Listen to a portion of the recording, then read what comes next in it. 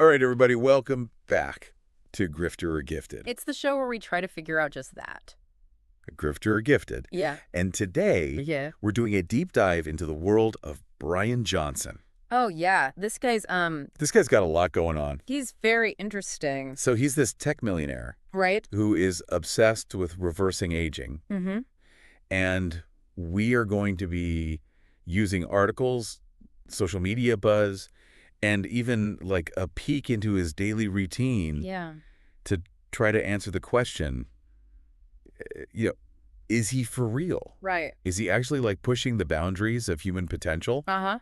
Or is he just another like rich guy with a very expensive hobby? Right. Like, is he a visionary or is he just kind of a self-promoter, you know? Right. Yeah. And I think Like, that's a big question with him. that's the question, right? Yeah. So to understand like where he's coming from, Yeah. you got to go back to like his early days. Okay.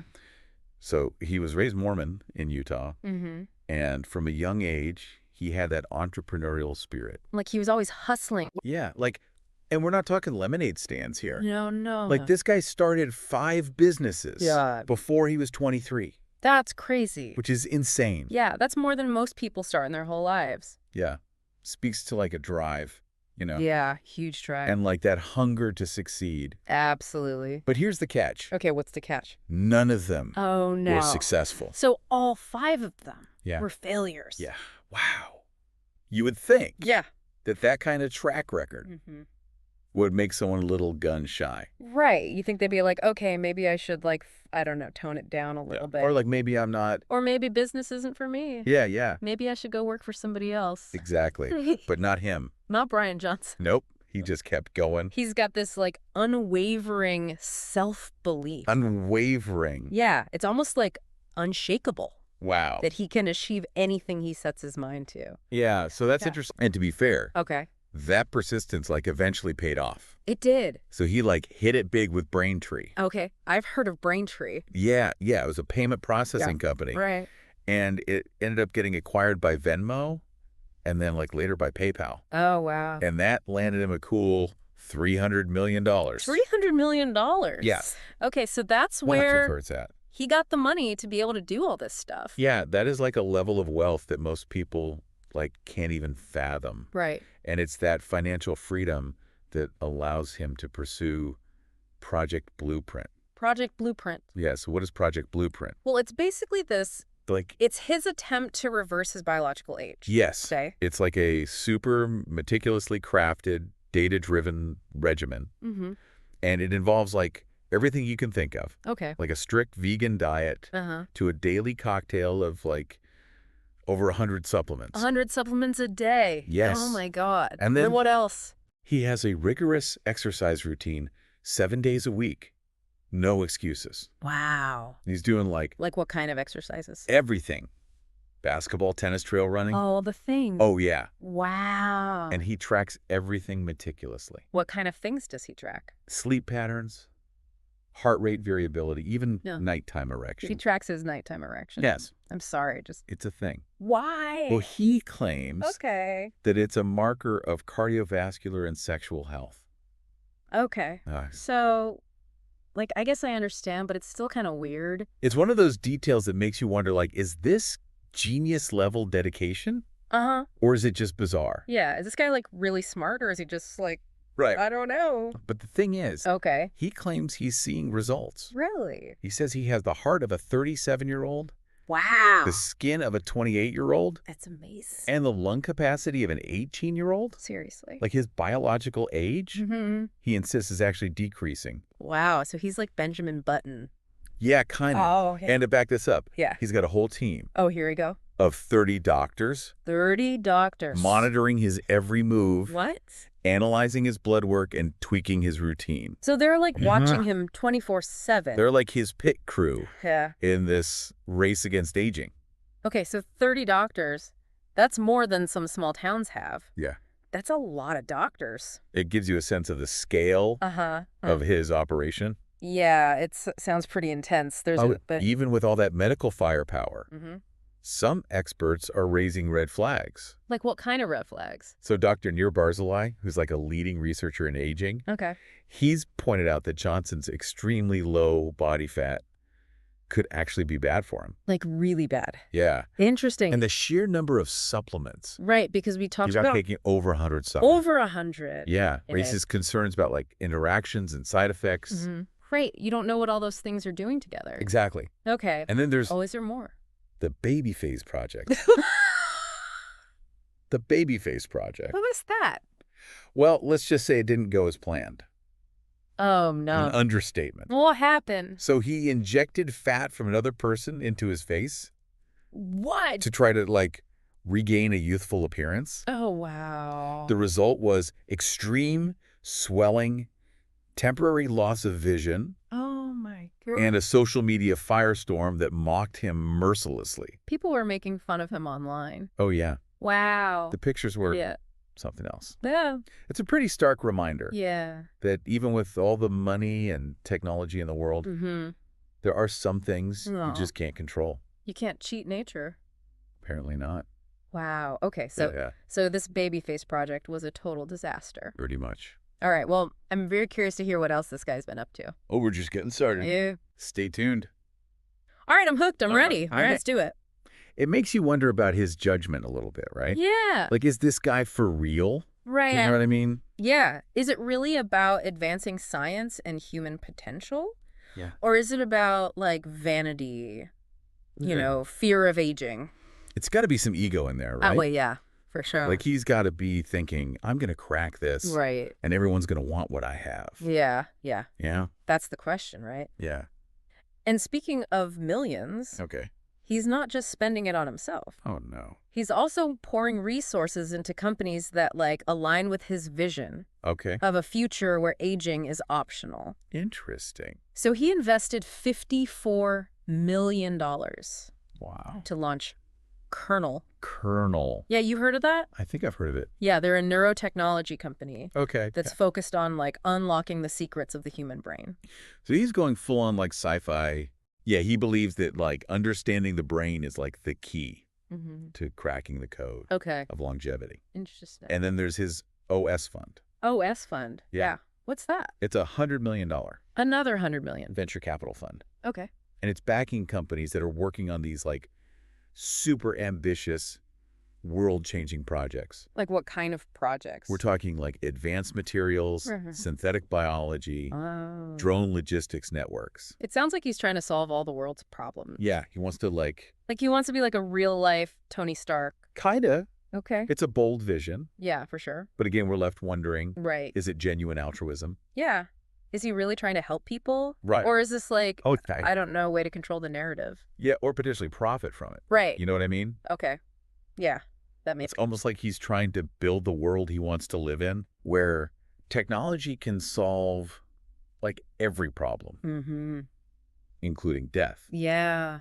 which is a very Silicon Valley mindset. It is very like tech bro, Right. you know, like we can hack our way to immortality. Exactly. Right. But is that really the future we want?